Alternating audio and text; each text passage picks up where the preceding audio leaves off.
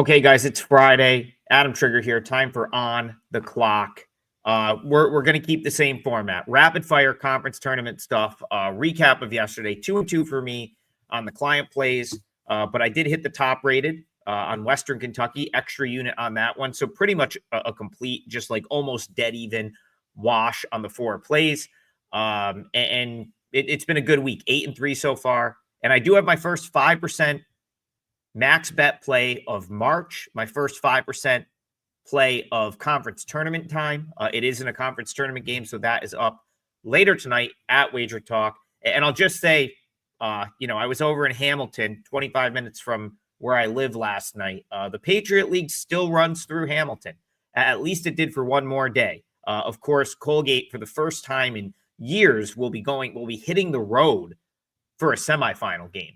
Because American was able to squeak by Lafayette last night.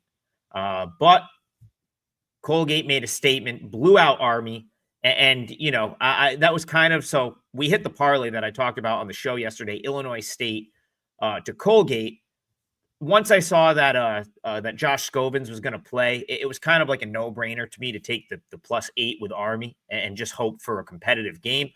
We didn't get that. Colgate blasted them. And again, so the parlay hits, Army loses, and then I cashed with Western Kentucky and lost with Boston University, who just did not show up for their quarterfinal game. So the semis in the Patriot League are set. Those will take place on Sunday. So we're not going to worry about that today, but we are going to worry about like a bevy of conference tournament games that are going today. And I'll start off by, I just want to give out a play that I did make. At the time of filming, as I'm recording this, a couple minutes before 1 p.m. Eastern, a couple of these games have started, but I didn't really have opinions in the earlier game. But this one is a 2 p.m. Eastern start, at least the first leg of this. So if you're watching this right away, then maybe you get this in. If not, I'm going to give a couple of different options here. So I did play Delaware in a parlay with Boise State. So I went Delaware money line, Boise State money line. That was earlier this morning. Both were in that -245 range. It came out to just a shade under even money at the time. Delaware has since taken some money. I think Boise may have as well. Again, I still like it, even if you're getting a slightly worse price. So Delaware to Boise State. And I'll focus on the Delaware leg because that's the leg that is a conference tournament game. I really don't like this Delaware team. I don't like the Stony Brook team.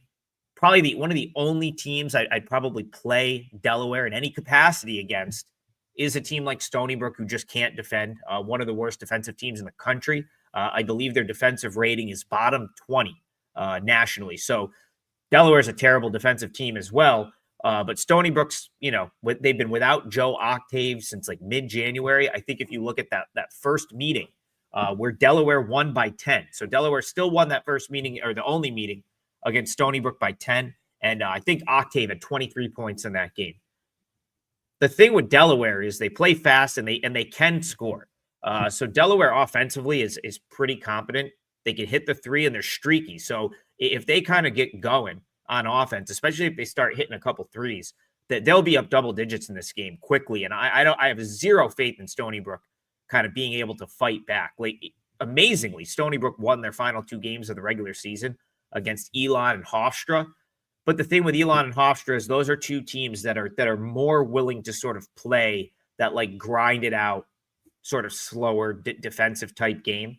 Whereas Delaware is just going to want to fly up and down the court. They're going to get their shots up. They don't always go in, but if they are going in for Delaware, this will be a 15, 20-point blowout. If they're not, I still think Delaware probably finds a way to win because Stony Brook doesn't have the offense to exploit Delaware's defensive, issues going on. They're probably a bottom 30, bottom 40 defense. And even if Stony Brook is scoring, there's no guarantee Delaware's not just outscoring them because Stony Brook can't stop anyone anyway. So no Octave here. He hasn't played since January 23rd, I believe. Again, I thought he was kind of the only reason Stony Brook was able to hang around in the first meeting. And so I don't think there's any way that Stony Brook wins here. And that will put us into Boise State, which is just me taking a position against Colorado State again, it's been a bad sort of thing to do this year. I got to be honest, like I got this team totally wrong. I did not think Colorado State this year, Isaiah Stevens graduates, and with what they lost last year, I did not see Colorado State being anything more than like a 500 team in the Mountain West, and they've been tremendous. They've been a contender. Nico Medved is an absolute genius. To me, it's really all Nick Clifford. If he wasn't on this team, they'd be one of the worst teams in this league. I really do believe that. So I guess, like, I go back to the first meeting, I had a play on Boise State in that game. Boise State played terrible and still managed to come back and take the lead at the end, only to get beat essentially on the last shot of the game on a three. I think it was a three that they got an offensive rebound on, kicked it out, and they won on that. And then I think it was Cardenas that had the look to potentially win the game for Boise, and it rimmed out. So I'm kind of just looking at this like, all right, Boise State's 5.5-point favorite. They've been much better at home, 13-1 at home this season. And if Delaware can get it done, then I've got Boise State just to simply win. Just need them to win the game, and to have that like right around even money is something I'd be pretty excited about. So again, it's not. I don't have like overly strong opinions either way, to the point where I was dying to lay 5.5 or 6 points with either of these teams. But I really like Delaware to advance today, and being into Boise State later. So I've got time to figure out what I want to do with that. Although I don't see this being a scenario like yesterday where I decide to like try to go for a middle. I think I would just ride that out. Delaware to Boise State, and that is a client play. So Delaware to Boise State, 2-team money line parlay. When I released it this morning, it was like minus 102 odds. I'm guessing it's probably like more like minus 110, minus 115 right now for that. I still like it. I still recommend it. And if you miss this, if you're late in watching this video, that's fine. I'll give you a different game. I'll give you a couple different games that I think you could use as that first leg of the parlay into Boise State. The one that I think I like the best would be Appalachian State. And now, hopefully someone made money off of this, because the last 2 days on this show, I said Old Dominion was kind of the type of team that I could see stringing a couple of wins together in this conference tournament. 2 nights ago, they knock off Louisiana in the first round as a favorite. And then last night, they beat Texas State. I don't know who was betting Texas State or what the reason for all that I thought for sure Old Dominion was going to have someone out. That line that steamed from 3.5 all the way to 7.5, and Old Dominion won the game.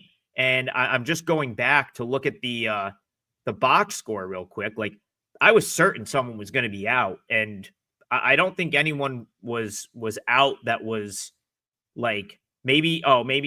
No, I don't think anyone was out that was sort of that hasn't been out, right? Caesar's been out. I think Stephen Walker's been out, but Duragorda was in, Davis was in, Blankney was in, Swanton, Roger. Like, they've been kind of playing all the minutes. I wonder if someone kind of looked at Old Dominion and said, man, this team plays 5 guys at this point.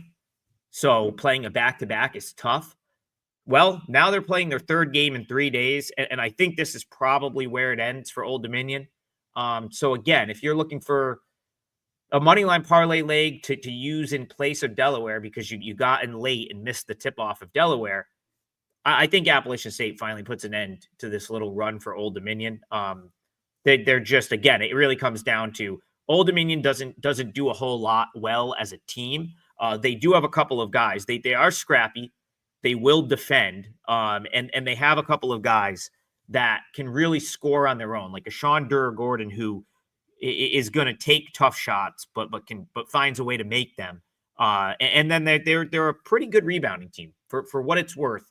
Old Dominion's like one of the better rebounding teams in the Sun Belt. So I think that's probably like that was, I guess, the appeal. If there was any appeal to me for Old Dominion, it's they do have a couple of guys that can score at a high level.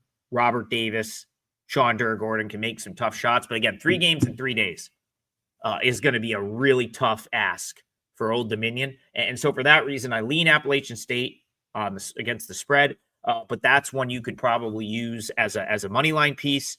And another one that I think you could use for that sort of first leg of the money line parlay going into Boise, if you miss the Delaware game, would be Mercer. Mercer's a 6.5 point favorite against Western Carolina. And that's just where my numbers have Mercer. I've had Western Carolina as easily. I thought they were going to easily be the worst team in this league this year. And the Citadel said, hold my beer, and went 0-18.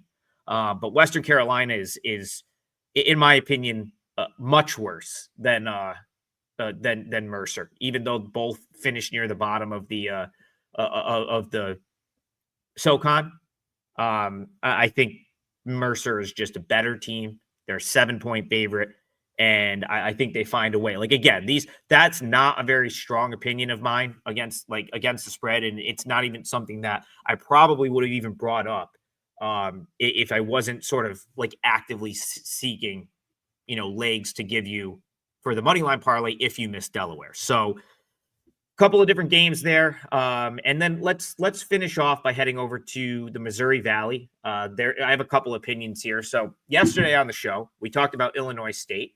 I gave Illinois State out as the first leg of that bet that hit Illinois State to Colgate. I thought for sure that I would be on Illinois State today.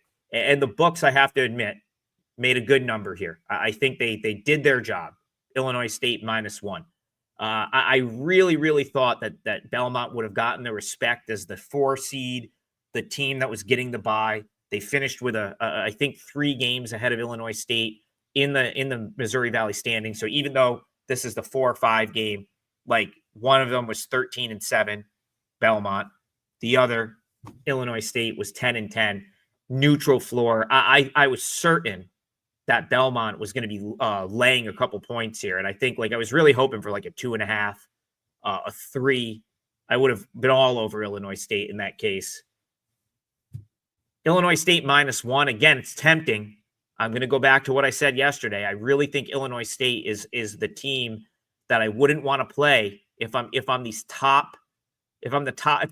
other 4 teams in the Missouri Valley. Illinois State's the team I wouldn't want to play. I think they're the most like them, if you will. I think after Illinois State, there's a pretty big drop-off in caliber of team. We saw Illinois Chicago go down yesterday. So some of these other teams that are still in it, Southern Illinois, Valpo, Murray State, I just don't think they're the same class as the top 4. Illinois State is. I think Illinois State belongs in that group. I won't be surprised if they beat Belmont today. I'm also not even ruling it out, although I've kind of ruled out laying any points or even a juiced money line with them at this point. So this is going to be a pass, and then I'm sure tomorrow when I hop on here and they win, you'll hear me complain about I'm kicking myself. I didn't fire it, but can't just bet everything. And this was one where I was really hoping for 3. Or for 2.5 plus 2.5 with Illinois State. I just didn't get it as of yet. So, we still have a couple hours till tip. It's something I'll monitor, but I do think Chase Walker has a nice edge on the inside here against the front court of Belmont. I think that's a good matchup that he can exploit. And if Chase Walker plays a good game, Illinois State more often than not is going to win. And I think they probably find a way today. In the other Missouri Valley, well, there's 4 Missouri Valley games today. One is already going with Southern Illinois and Drake. Didn't really have an opinion there. I don't like Valpo, but again, I'm not really overly high on Northern Iowa at this point. They've done nothing but burn me this year, so no real opinion there. So I'm going to leave it here with Bradley against Murray State. I think the number was good. I think this is right where I made the number. I kind of was I think I made it 4.5, and it is 4.5. But Bradley does outclass Murray State, in my opinion. Actually, I think Bradley's the team that might win this tournament. They were the team that was the number 1. I thought they were the best team in this league coming into this season. Of course, I don't think anyone expected Drake to be this good this quickly. But I had Bradley rated number 1. I think I've made the comment. Throughout the season, I still had them kind of power rated 1 for a lot of the year in Missouri Valley, even though they haven't always been in first place. And I just think that they're a better team than Murray State. Now, can Murray State on a given day get them? Yeah, like Murray State's got the ability to play up a little bit. I think they're more than capable of pulling an upset in this tournament. But I like Bradley's size. I just think if Bradley plays their game, gets the ball inside, and just sort of, grinds for 40 minutes, I think Murray State is going to have a difficult time in this game, hanging in there. Could they kind of play it close and backdoor or be in a 1 or 2 possession game late? Yeah, I can see that. But ultimately, I just think Bradley's better and marginally better, where they probably win. And if they win, they're probably going to do it by 5 or more. So slightly into Bradley, but again, not something that's probably going to make my card. We're at the 15-minute mark. That's my kind of what I've got for today. Conference tournaments. Again, I just gave you a client play. Delaware to Boise. Moneyline parlay comes out around even money. And my 5% max bet, first one of conference tournament play. We're on a nice run this week. 6-2 on my last 8 max bets. 8-3 so far to start the week. So we're rolling. I've got one tonight that I love, and that's up on my page right now at WagerTalk, wt.buzz/AT. Hope everyone has a great weekend. Let's have another good night tonight, and we'll see you guys back here in the morning.